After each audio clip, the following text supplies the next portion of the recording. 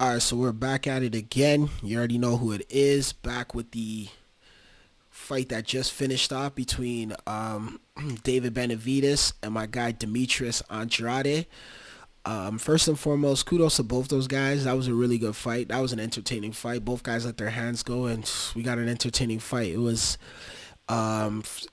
congratulations to David Benavidez for the knockout, 6 round TKO knockout. He basically got Andrade out of here.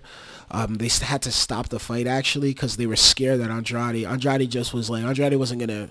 He wanted to go out on his shield, but his corner was like, "Yo, just stop the fight." Once they were going to go into that seventh, just because they were fearful that something may happen to Andrade. And at the end of the day, you already know how boxing is, right? You don't want to get killed out here, right? Like we've seen it happen before, right? Dudes. So Andrade's mouthpiece kept falling out, and Andrade was basically on. Yeah, he was trying to go for the gusto. He wanted to win that fight. I scored the fight. Yes, I did. What did I think of it? Like the scorecards, I'll tell you right now. So the first round, I had basically I had Andrade winning that first round. Andrade was bringing it to him. Andrade was cooking him with the sweet signs. He was moving, popping, moving, ducking and weaving, popping, popping. Andrade was fighting the natural bigger fighter because at the end of the day, Andrade moved up 3 weight classes to fight David Benavidez just because he's not getting no fights at 160. He's originally a 154 fighter. He wasn't getting fights at 154, 160. He wasn't getting fights 168. He finally started getting some fights. So that's why I tip my hat off to Andrade. You know what I mean? I've been seeing Andrade for years now. So it's good to see that he's even fighting for the interim WBC title versus David Benavidez. You know what I mean? He's been trying to get that Canelo fight. Canelo doesn't want to fight him. Neither does Canelo want to fight David Benavidez either. So hopefully that fight does happen. We'll see if it ever does. But time will tell. But so Andrade won that first round. Second round came. Andrade was doing the same thing. Andrade was he was elusive. He was moving around. Benavidez was figuring him out. He was like downloading trying to figure out what's going on. You know what I mean? Just processing his movements and processing the way he goes about things. So Andrade got that second round as well. Then the third round came. Andrade, and it was kind of like that third round, to be honest with you, I'm going to be straight up and down with you. That third round, that was a tough round to score. Some people have Andrade winning that third. Some people have Benavidez winning that third. Honestly, I don't even know where that one goes. Like, that's just one of those rounds. I don't know where it goes, man. I don't know where it goes. But then, so you could have it either way. I'll go with like kind of like a draw round potentially because I could see Andrade winning that and I could see David Benavidez winning that. It was just kind of back and forth, and then that fourth round came. That's when Benavidez started to apply pressure. He started to use his height, his weight. This is what bigger fighters are supposed to be doing. Use your height and your weight and start breaking down the smaller fighter. That's what you're supposed to do. You know what I mean? It's great to see that this boxer actually knows how to do that. I'm seeing guys who come in there heavyweights fighting cruiserweights and not even knowing how to use their size against the guy. They literally don't know how to do it.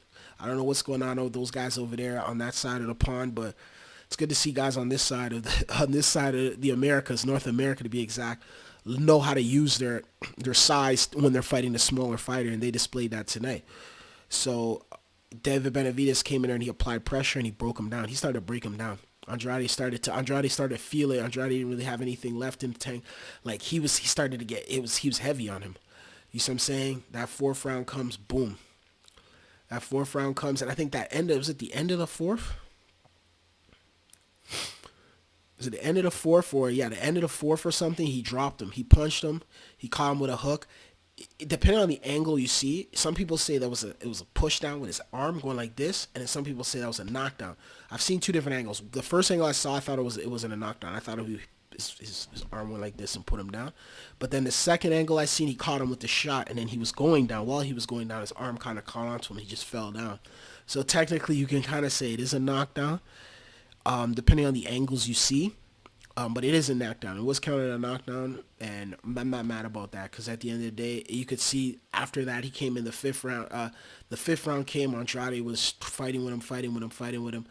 Andrade had nothing. He had nothing in the tank. He was in survival mode, and David Benavidez was applying that pressure. He was applying pressure, and Andrade didn't have nothing in the tank for the pressure that he was applying. So you could see how this was becoming a big, big obstacle for him, and he just didn't have anything left. But he was going out with his shield. He was still fighting. He was still trying to figure this out. He's trying to, like, let me get this done. Let me get this win. It's unfortunate that knockdown. I think that knockdown didn't happen, but he caught him flush, man. I think it just messed up his equilibrium, and his brain was scrambling. And you know what I mean? That's basically what happened. And then you go into that was in that fifth round, and then that sixth round comes, and then he's just cooking him. He's just applying pressure, beating him up. Andrade's mouthpiece is falling all over the place. His mouthpiece fell twice in that round. His mouthpiece was on the floor as soon as and then the ref had to pick it up and put it back in his mouth. And they got scared. They're like, oh, we don't want this guy to die on us. Like, no. We don't want nothing crazy to happen to him, right? You know what I mean? Andrade, he's an entertaining guy. You know, we want to see our fighters continue to go and continue to keep fighting and make a fortune and a living off of this, and also be able to retire and be happy, safe, and maybe go into training or whatever, continue on with the sport and be ambassadors of the sport, right? So it's important that we got to protect these fighters, right? It's very important in our sport. The referee did a good job, because Andrade was like, no, I'm good. Ref's looking at him like, you sure? Doctors are coming up to him, are you sure? His team's like, bro, I don't know, man. He's saying he's good. He's never been knocked down before. He's never been knocked out. He's never ever, he's never even lost. This is two undefeated fighters fighting. Andrade's never lost. David Benavidez has never lost. So it's kind of a little bit new to see Andrade in this predicament. I'm sure his team didn't see that either. Unfortunately for Andrade, I've been saying this forever, his inactivity over the years is what led to this moment right here. Because Andrade, you got to understand, Andrade's been doing this since, I might have seen this guy in 2008. I seen him in 2008. That's when I first seen David. It's like a telltale sign, because I've watched him. I've seen David Benavidez come up as well, too. But Andrade we seen him years before that. Andrade's a guy we've seen for years. And it's like, he's this inactivity, going through different promotional companies, basically on hold, not getting any fights. Over the years, there's just so much inactivity going on. And it's like, he's not really fighting. Andrade, boxers, personally for me, should be fighting the minimum 3 times a year. Minimum 3. We're talking about a guy who might fight once this year. And last time he fought was in January of last year. And it's January of 2022. And we're going into November of 2023, ending November, going into the December of 2023. And now was the last time he fought? Dude, that's just been the tail of his career. It's just been it's kind of it's sad to see it, but that's how it is. So he's not built. He's kind of, the body's just, you know what I mean? He's not getting the fights. He's not getting the reps. Sure, he's in the gym. Sure, he's training. Sure, he's getting some sparring. But at the same time, he's not getting those fights as much consistently as consistent as needed in order for him to be able to perform and be able to compete at this kind of level. So you could see how it comes in and it starts to actually weigh on him. And there's just a lot of and then David Benavidez fighting a monster, right? Call him, Mike Tyson coined that nickname. He gave him that name. This guy is the Mexican monster. Dude is 6'7", 6'8". Dude is 6'8". He's huge. He's freaking huge. Tall. Throws many combination. He's he's almost like a created character in a video game, like a demigod. Where do you get this from? This is those kind of guys you see, you're just bro, this is unusual. So it's a challenge for most fighters. So when you see that, this guy's towering over everybody. Benavidez looks like he'd be in the NBA right now. He looks like he'd be playing for, I don't know, you know what I mean, the LA Lakers or something like that, or, you know what I mean, freaking the Boston Celtics. That's how huge he is, you know? So it's kind of this is what Andrade has to go up against. So excellent performance from David Benavidez. He did what he was supposed to do. Kudos to my guy Andrade. Andrade's, he's hilarious. He's my guy. I like Andrade. I respect him. Respect Benavidez as well. Salute to Mike Tyson for giving him that nickname, David Benavidez. And it's just what's next?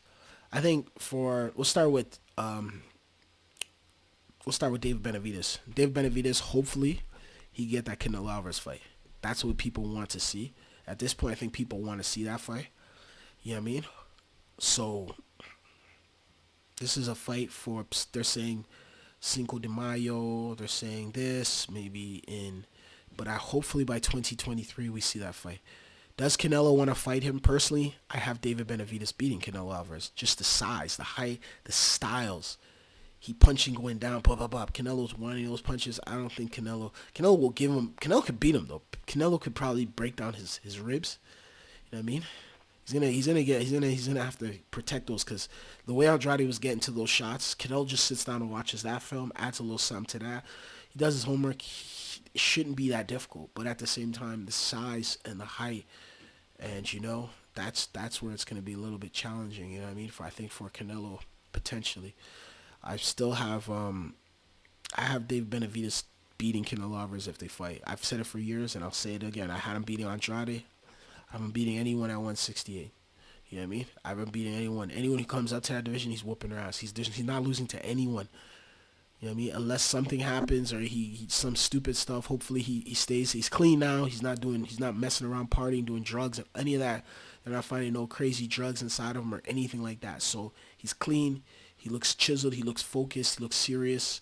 He's in good condition. You know what I mean? Et cetera, et cetera. So this is a good fight for him. Now, as far as Canelo, that's the one.